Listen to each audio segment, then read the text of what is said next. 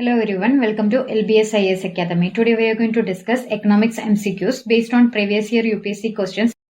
So let's start our session. Our first question is, which of the following can aid in furthering the government's objective of inclusive growth? Options are promoting self-help groups, promoting micro, small and medium enterprises, implementing the Right to Education Act. Select the correct answer using the codes given below. Here answer to this question is option D. All the statements are correct. The concept of the inclusive growth is based on both economic and social empowerment of ordinary and underprivileged individuals. Thus, all the statements are correct. Inclusive growth means economic growth that creates employment opportunities and helps in reducing poverty. It means having access to essential services in health and education by the poor. It includes providing equality of opportunity, empowering people through education and skill development. It also encompasses a growth process that is environmental friendly, aims for good governance and helps in creation of gender sensitive society. As per OECD, inclusive growth is economic growth that is distributed fairly across the society and creates opportunities for all. Next is the lowering of bank rate by the Reserve Bank of India leads to. Options are more liquidity in the market, less liquidity in the market, no change in the liquidity in the market, mobilization of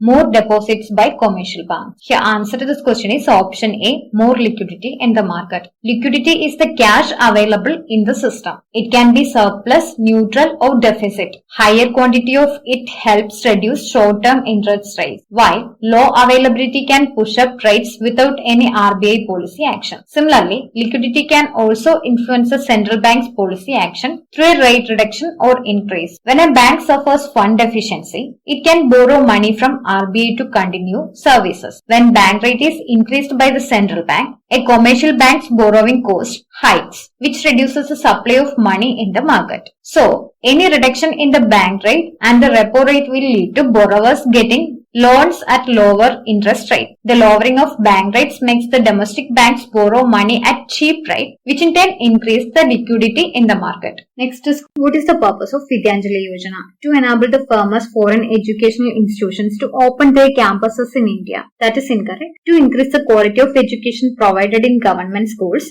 by taking help from private sector and the community. That is correct. To encourage voluntary monetary contributions from private individuals and organizations so as to improve the infrastructure facilities for primary and secondary schools. That is incorrect. Select the correct answer using the codes given below. Here answer to this question is option A. Statement 2 only is correct. Vidyanjali is an initiative taken by the Ministry of Education, Government of India with the aim to strengthen schools through community and private sector involvement in schools across the country. This initiative would connect schools with varied volunteers from the Indian diaspora, namely young professionals, retired teachers, retired government officials, retired professionals and many others. It was launched in 2017. The aim of this program is to get volunteer teaching staff into schools at places which have been identified as lacking the force for educating their children. Retired person as well as housewives who have the required level of education can volunteer. Next is, what is the aim of the program? Unnat Bharat Abhiyan. Achieving 100% literacy by promoting collaboration between voluntary organizations and government's education system and local communities. That is incorrect. Connecting institutions of higher educations with local communities to address development challenges through appropriate technologies. That is correct. Strengthening India's scientific research institutions in order to make India a scientific and technological power. That is incorrect. Developing human capital by allocating special fund for healthcare and education of rural and urban poor and organizing skill development programs and vocational training for them. That is incorrect. So here answer to this question is option B. Unnat Bharat Abhiyan is a flagship program of the Ministry of Human Resources and Development. It aims to link the higher education institutions with a set of at least 5 villages so that these institutions can bring economic and social betterment of these village communities using their knowledge base. It covers 2 major domains for the holistic development of villages, that is human development and material economic development in an integrated way. IIT Delhi has been designated as National Coordinating Institute for the UBA scheme. UBA 1.0 was initially launched in 2014 and later UBA 2.0 was launched in 2018. The scheme is extended to all educational institutions. However, under UBA 2.0, Participating institutes are selected based on the fulfillment of certain criteria. Next is consider the following statements. Statement number 1. India has ratified the Trade Facilitation Agreement TFA of WTO. That is correct. Statement number 2. TFA is a part of WTO's Bali Ministerial Package of 2013. That is also correct. TFA came into force in January 2016. That is incorrect. Which of the statements given above is or are correct? The answer to this question is option A. Statement 1 and 2 are correct.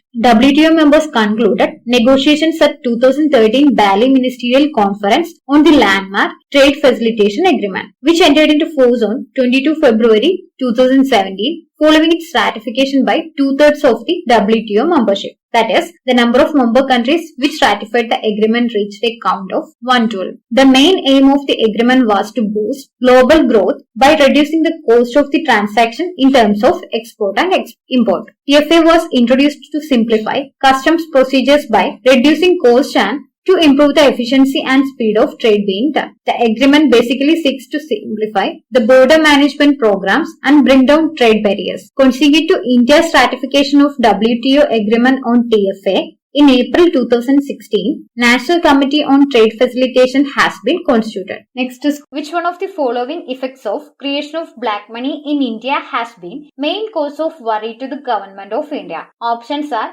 diversion of resources to the purchase of real estate and investment in luxury housing, investment in unproductive activities and purchase of precious stones, jewelry, golds, etc., large donations to political parties and growth of regionalism, loss of revenues to the state due to tax evasion. Here answer to this question is option D, loss of revenues to the state due to tax evasion. Black money includes all funds earned through all illegal activities and otherwise legal income that is not recorded for tax purpose. Black money causes financial leakage as unreported income that is not taxed causes the government to lose revenue. In addition, these funds rarely enter the banking system. As a result, it can be more difficult for legitimate small business and entrepreneurs to obtain loans. Hence, option D is the most appropriate answer. Next is, which one of the following statement is correct? Fiscal Responsibility and Budget Management Act concerns option A, fiscal deficit only. Option B, revenue deficit only. Option C, both fiscal deficit and revenue deficit.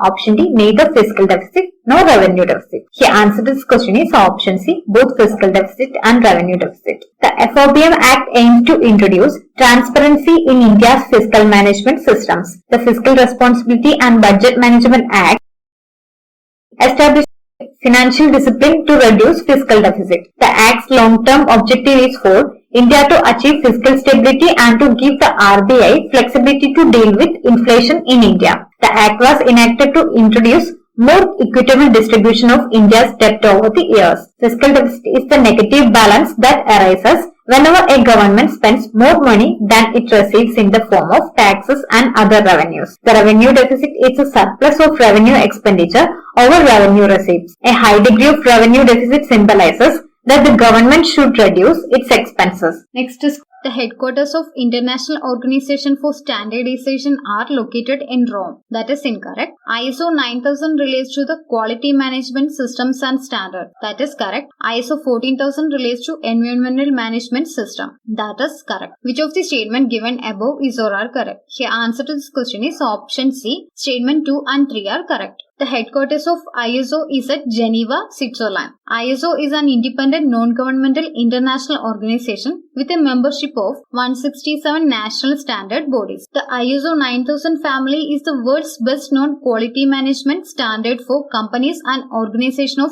any size. So statement 2 is correct. ISO 14000 family is for environmental management. ISO 14000 family is for companies and organizations of any type that require practical tools to manage their environmental responsibilities. So statement 3 is correct. Next is, a consumer is said to be in equilibrium if options are he is able to locate new sources of income, he is able to fulfill his needs with a given level of income, his income and expenditure are equal, he can fulfill his needs without consumption of certain items. Here answer to this question is option B. That is, he is able to fulfill his needs with a given level of income. Consumer's equilibrium means a state of maximum satisfaction, a situation where a consumer spends his given income purchasing one or more commodities so that he gets maximum satisfaction and has no urge to change maintains this level of consumption is known as consumer equilibrium. That is, consumer fulfill his needs with a given level of income with the prices of commodities.